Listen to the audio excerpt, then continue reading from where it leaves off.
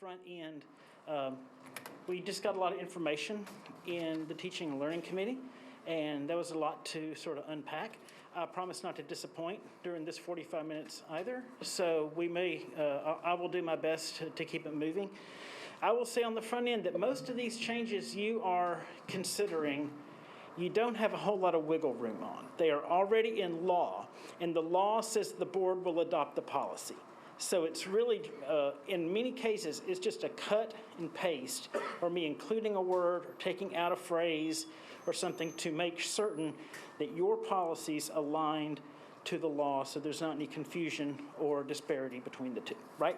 So having said that, with your permission, Chair Pooper-Walker, I'll just jump right in, and I'd like to vote on these one at a time, if that's possible, and if that's fine with you. So, having said that, if you'll, I've got on the screen here policy 3.205, which says a new law requires that security policies have as a component address cybersecurity, which makes sense in our day and age. So this yellow highlighted phrase has been added, and it just says that we will develop an administrative procedure, which has been developed. It's been developed for a long time and continues to be refined day in and day out regarding cyberstructure and cyber infrastructure against attacks. And I'll answer any questions you might have. I'll entertain a motion on policy 3.205. I move to accept this policy as written. I second it. Any discussion? So is this just basically a tax, or does it include risks, like It is a comprehensive administrative procedure Okay. regarding cybersecurity. Okay. Okay. All those in favor? Thank you so much. Okay. Oh, all those opposed? Okay, sorry. All right, next. Policy 3.211, new project planning, your policy in the past. New plans were required to be submitted to the Department of Education to make sure they met what were the old standards of building for what were called the old SAC standards, which are not that anymore. That language has been removed, and now they are submitted to just make sure that they are compliant with all federal requirements regarding accessibility, meet the provisions of the ADA. Anybody want to make a motion? All right, I move to accept. Okay. Second. Okay. Any discussion? All those in favor? All those opposed? Well, I guess that was unanimous. Okay, thank you so much. Policy 4.205, you just discussed somewhat, so I won't belabor the point, but I'll just point out that it was the goal in writing this to be open-ended so that no one would be excluded from the ability to take an advanced academic course. The law requires us to put both a number and a TCAP level in there, so we have put both of those in there to serve as guidance, but not to serve as a limitation. I'll take a motion. I'll move that we accept. Yep. Second. Okay. Any discussion? Let me just take just a second to look, to like digest it for just a second. Can I say something while you're reading it? Uh-huh. I want to be really clear that the intent of this bill was not to impose limitations. It was the opposite. It was to say that students who, so there's a philosophy around advanced coursework and sort of the civil rights community, which is to have this not be an opting in philosophy, but an opting out. Meaning, if you qualify through your grades or your TCAP scores, you should be placed in advanced coursework, and you should opt out of that as opposed to the reverse, which meaning, and there are kids who are qualified based on test scores or grades who don't see themselves as honors material. And so it's the intent of the authors of this bill, Representative Dixie and Senator Yarborough, the idea here was to open access to ensure that more kids were placed into advanced coursework. And so I hope people don't see this as limiting. It is really meant to, because kids can also self-nominate. Principals can also have other criteria. It's just a way to make sure that kids who qualify in a measurable way are enrolling. So like it. Any other discussion or questions? Okay. All those in favor of passing policy 4.205? Okay, that's unanimous. Thank you so much. Move to the next one. Thank you, Chair and members.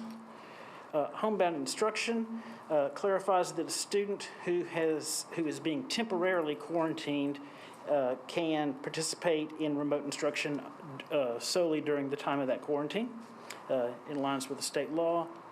And it adds this section, which I failed to highlight in your packet, but it's that last 16, 17, and 18. And I'll be happy to take any questions or a motion. I move to accept this amended this amended policy. Any discussion? I have just one question. I know that when we talk about the students who are hospitalized and they miss 10 days of school, that automatically gives them access to a homebound instructor. That's not the same thing as this, correct? That is correct. Just want to make sure. So this is saying that if a student is quarantined, That a can student... participate in remote instruction, so that's not happening now? Is it? No, it is happening. We are complying with the law. Gotcha. This just aligns your policy to the law. The law says this. We're following this law. We were practicing, we just weren't policing. Yes, ma'am. Uh-huh. Well said. So how are we, oh yeah, I'll leave it alone. Our students are always able to go into MNPS virtual school and access, I know my daughter's been quarantined, Right. and she I has been just- able to go in and do kindergarten lessons in phonics and in math every day. So those remote instructions are available. It may not be with your classroom. Gotcha. I but think it that's is what I want people available. to make sure they understand. Is that all of a sudden passing this doesn't mean that there is hybrid instruction happening the next day. Right. No, in fact, it's often not with your school, it's with the MNPS virtual school. But this is saying they don't have to have missed 10 days. This is like overriding that and saying immediately upon entering quarantine, you That can. is correct. Okay. As long as they logged in, they're not missed. All those in favor of passing policy 4.206? And unanimous? Thank you so much. In the, go ahead. Go ahead. 4.213, in the past, the MNPS has had a family life education policy for a long, long time. And that was because of our district and some others had higher than the state average teen pregnancy rates. And so this was a law in response to that. Now, every district is required to have this policy. The School Boards Association actually updated the policy and removed some arcane language that was no longer necessary. So we took this as an opportunity to update ours as well and kind of clean it up. I did not highlight anything because this is actually just sort of a complete rewrite and a cleanup, and it scrapped out some old language from the previous policy and actually shortened it a whole lot. So with that, I'll answer any questions you might have. I'm concerned, just kind of concerned about, I'm sorry. First, Motion to approve policy 4.213. Second? thank you. Any discussion? I have concern about reference to aspects of marriage and family life and whether or not we are exercising bias and how we're defining that within these classes and within this curriculum. I would say that's more a reflection of the curriculum itself and not the policy before you. Question? Go ahead. So is the question, what is the curriculum? I mean, what is? Sorry. I'm sorry, did I fall into that? That may be another presentation for another day, but we can certainly get that information to you. Yeah. Okay. I don't know. Other discussion? All those in favor of adopting policy 4.213?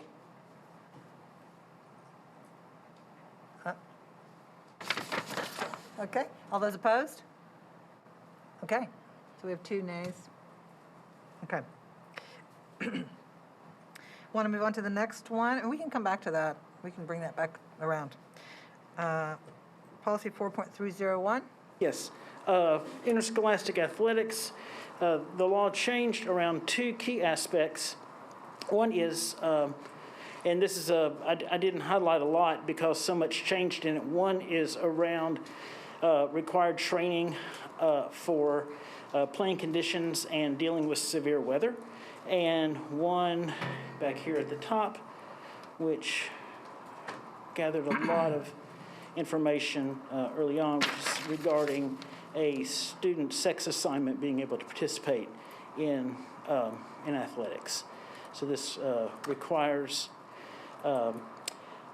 only allowed to participate in athletic events that align with the sex indicated on the original birth certificate. So those are the major changes of that policy, in accordance with Public Chapter 272 and Public Chapter 40. Okay. Can This was a I lot get for a a committee motion, meeting, man. a Hold on. motion on this policy? Could I have Attorney You Robert? have to make a motion first. Okay.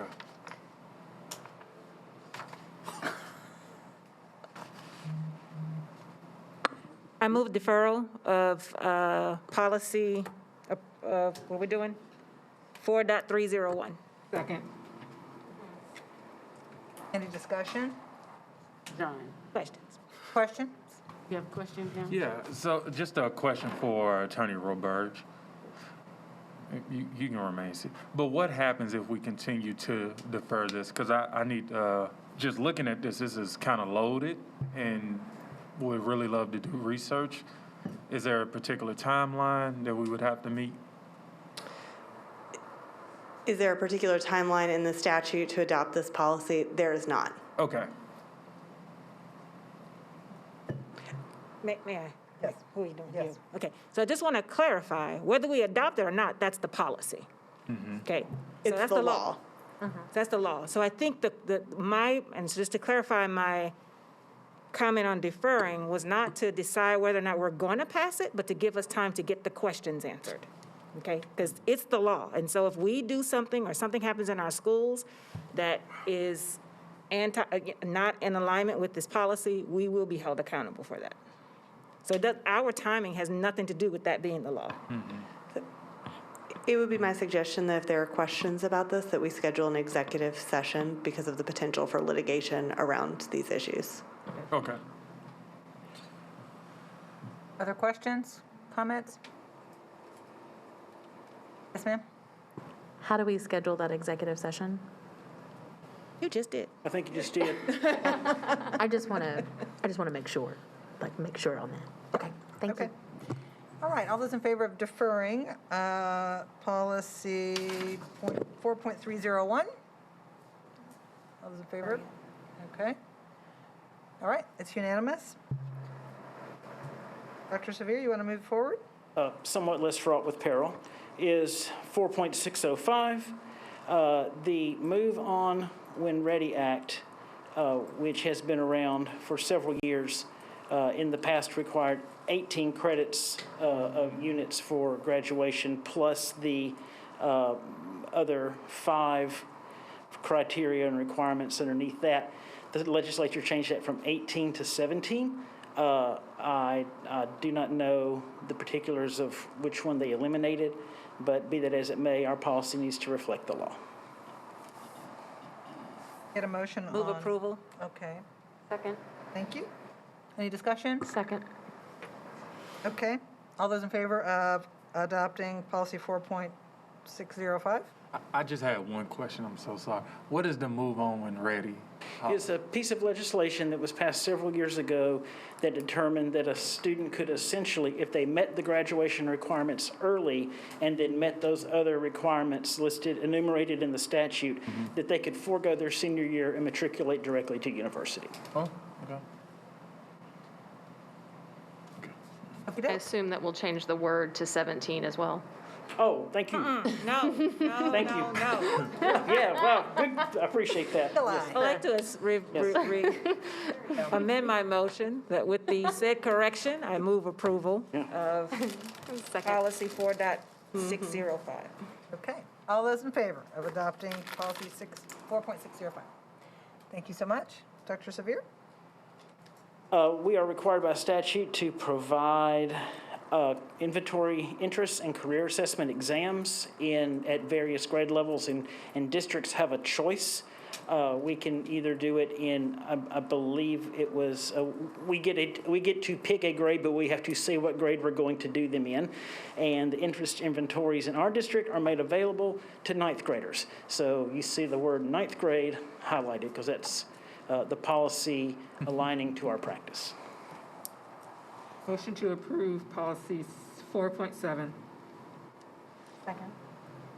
Any discussion? One quick question. So you say they include these assessments. Is there one that we tend to use universally, or the schools get to choose which one currently?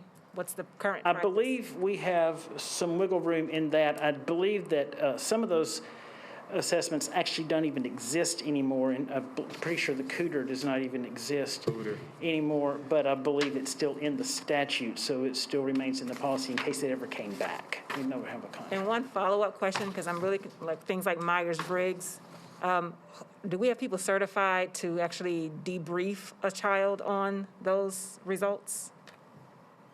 The others are pretty Like that? straightforward. You need to be a truck driver, you need to be a doctor. But with Myers-Briggs that are personality types, do we have anyone that's certified to debrief a child if that assessment is chosen? For those that we offer, we do. I think this will be a good conversation for Jennifer Bell when she comes back to address, as opposed to as a part of our inventory portfolio. Okay.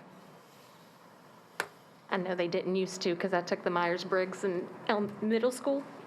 We didn't get a just fell discussion. into it. We didn't get a discussion. Any other discussion?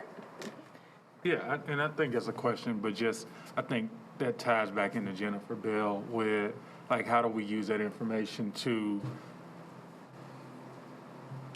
identify what are some of the things they would love to see. I know I heard of youth science, I see ASVAB, but I'll take my questions.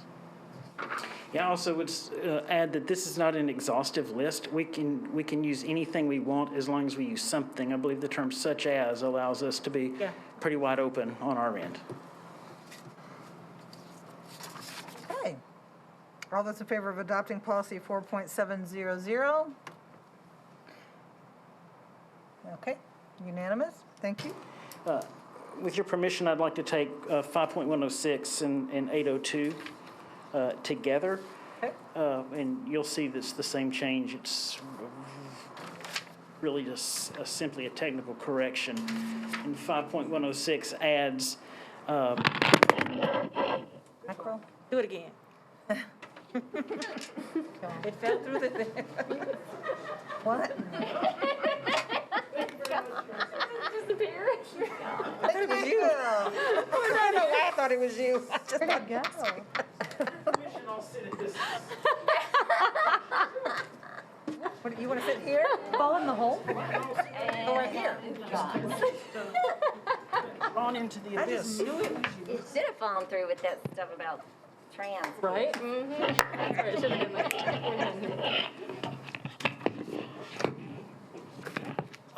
You see that in some districts there was confusion around a person who had a valid teaching license, and someone said, well, a permit is not a license, but they were being employed anyway. So this just clarifies that for purposes of employing a teacher, a director of schools can employ someone who has a valid state permit. Motion to approve policy 5.106 and policy 5.802. I get a second? A second. Okay. Any discussion? Yes? So does that include like interim license, or is that already included because it's not a permit? Yeah, a license is a license. That's what I thought. So everything's a license except a permit. Okay.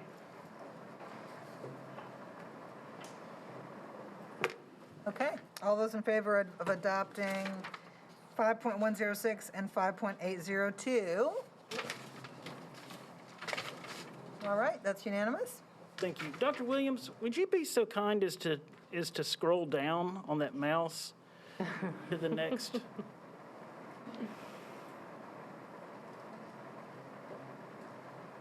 5.117, and you'll see some highlighted area that addresses, thank you, that addresses how the tenure law works in light of the fact that there have been missing years of 10-ready data for teachers. So this is just the language that's used to address that, and how if a teacher has met all the requirements for tenure but does not acquired enough official evaluation during those 2 years, that can be achieved during the probation year to become eligible for tenure. So it still allows a teacher to achieve tenure, even though a central tenet of achieving tenure was 10-ready scores. But in absence of that, this is how the HR mechanics of that would work.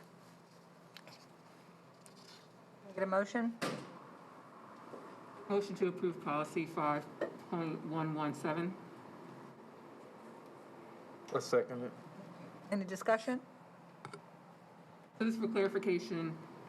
So basically pre-pandemic, you used the last 2 test scores that are available to consider tenure. Yes. That is correct.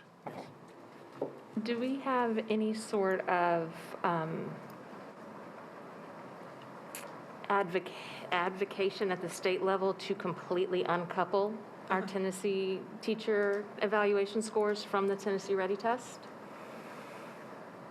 I am not aware of any formalized effort on that part right now, but I'm sure there are people advocating for that in some way. This was a stopgap measure Yeah, I know. relative to the situation in which we Figured. find ourselves today. While we're discussing it, we should talk about how terrible of an idea that is. So maybe we should reevaluate how we decide on that. So This is just another one of those state things that we have to do. Well, this is how teachers are actually going to get helpful. tenure, and I Yeah. would hate for a teacher to go to our Yes. policies to look for tenure and find incorrect information. Okey-doke. that's not. Do you have another question? Oh, no, I'm ready to vote. Okay. All those in favor of adopting policy 5.117? So much? It's unanimous? We'll take the next 2 together.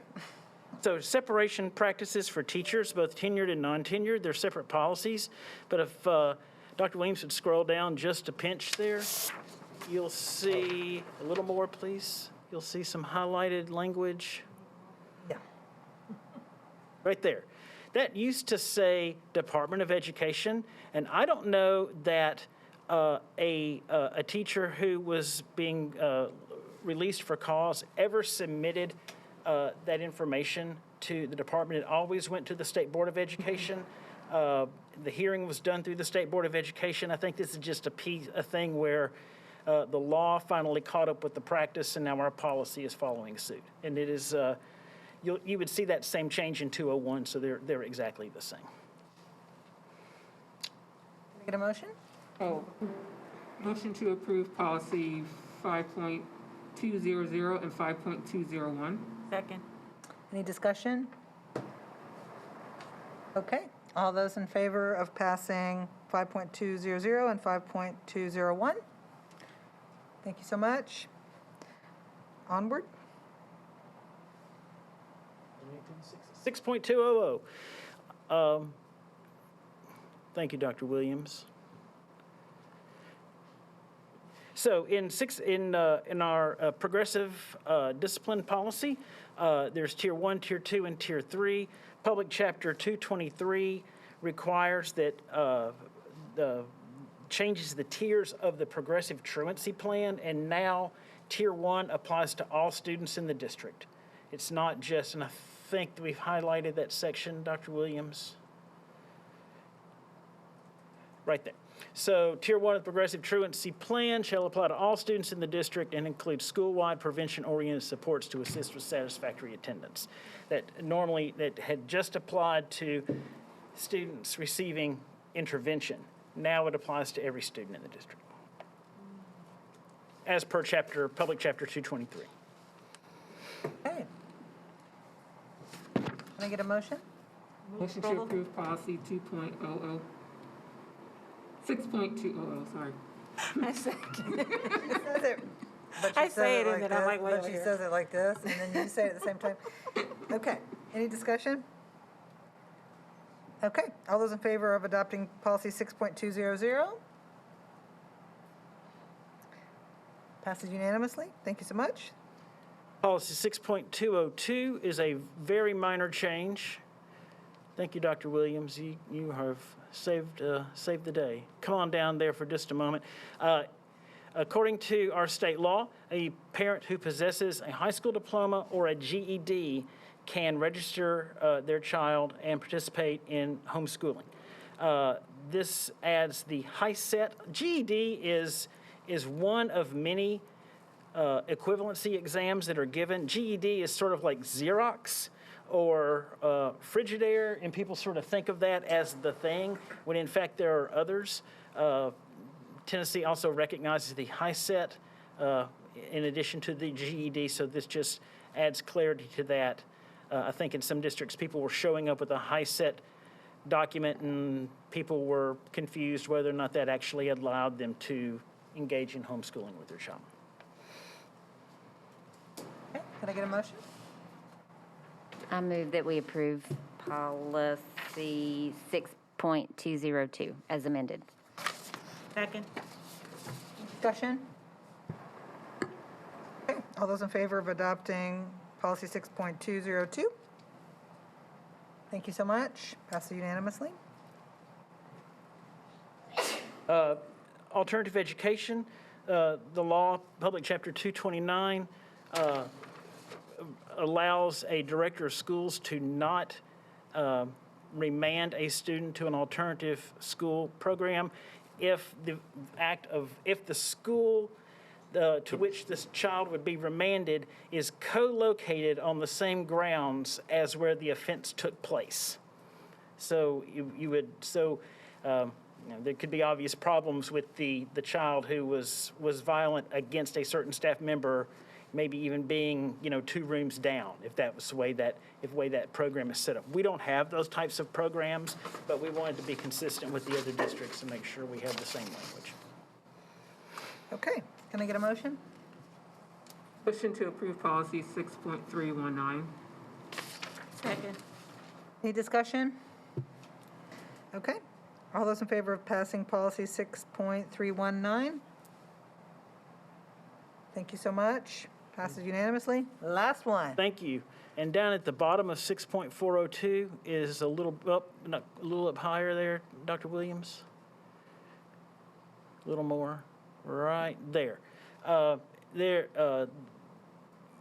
Has created an additional vaccine exemption. So if any future COVID-19 or variant vaccines are required, an exemption will be granted for individuals based on their religious tenets and practices conflict with vaccination. So this updates your policy to reflect that law.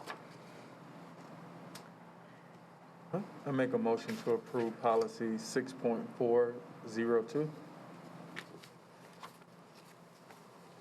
We're reading the policy. Can I get a second? So we can have discussion? Second. Okay, any discussion? It's just worded a little Yeah. weirdly. I'm just trying to understand what it's saying. If in the absence of an epidemic or immediate threat of an epidemic, so we can make them get a vaccine just for... a little bit, just you go. So that might be helpful, where it says immunization. So this is under the entire section of immunizations. So the department, so it used to enumerate, you'll take the measles, the mumps, rubella, whatever the other ones were, and now it says the Commissioner of Health will determine what that set of shots shall be. So we don't have to come back to this every time something changes, right? Just says, we're just going to follow what the Department of Health says. Unless circumstances outlined in law say that that student doesn't have to take it, right? Or cannot present records as such. There are all kinds of reasons. Military child, they get lost, they get burned up in a fire, for whatever reason. Doctor's office goes out of business. So but it's still the responsibility of the parent to get your child immunized and vaccinated and to provide that proof upon being able to do so. And then this is the part around, the change is around the exceptions, which is the next sentence, lines 19 and 20, and then the next 5, I guess, lines, which is basically the religious exemption. I'm just not understanding why it says in the absence of an epidemic or immediate threat, except in the event of a COVID-19 or variant outbreak. Ms. Masters, that was a change made to the state law about immunization, so the policy now mimics the state law. What does it mean? I mean, it seems to contradict itself. It's poorly written. It means that the state statute used to include an exception for pandemics, and it still contains that exception unless it's the COVID-19 pandemic. Okay, so that is what I thought it said. Yes. Except for a COVID pandemic, and that, okay, so it's not poorly written, it's just poorly thought out. Yep, okay, got it. Good, I'm good. So we can require vaccinations for a pandemic except the COVID pandemic. If there's Except for the one that matters Like a right now, zombie the one that's apocalypse, actually happening. but Oh, not- freaking God. Just trying to be clear. So if there's like a zombie thing going and we have a shot for that, we can require that. But for this pandemic, we can't require that one. Right. Is that what we're saying? Hypothetically speaking? On the zombie Not part? hypothetic. Based on the On the We're zombie even part. saying it's got to be determined by the Commissioner of Health. So this is basically overruling the Commissioner of Health then, isn't it? I think that your based on policy, religion. I would say that your policy is aligning with the state law, and the legislature gets to declare what the state law is, and so we would want our policy to align with that.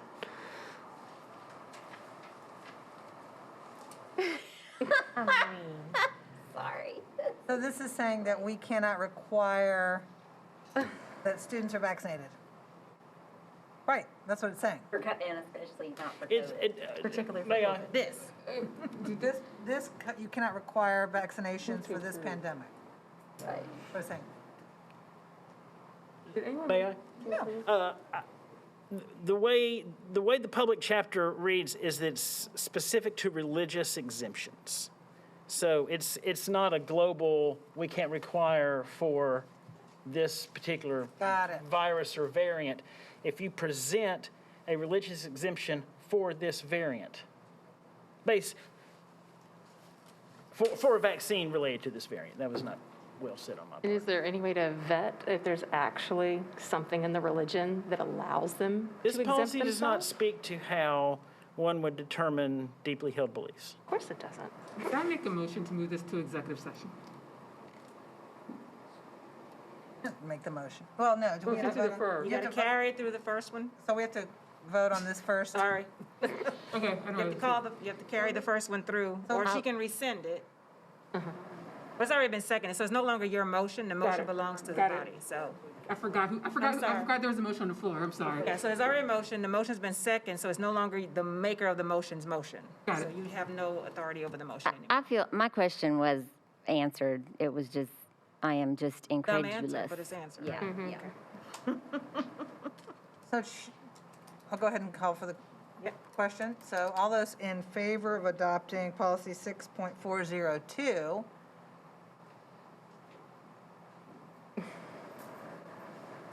Okay.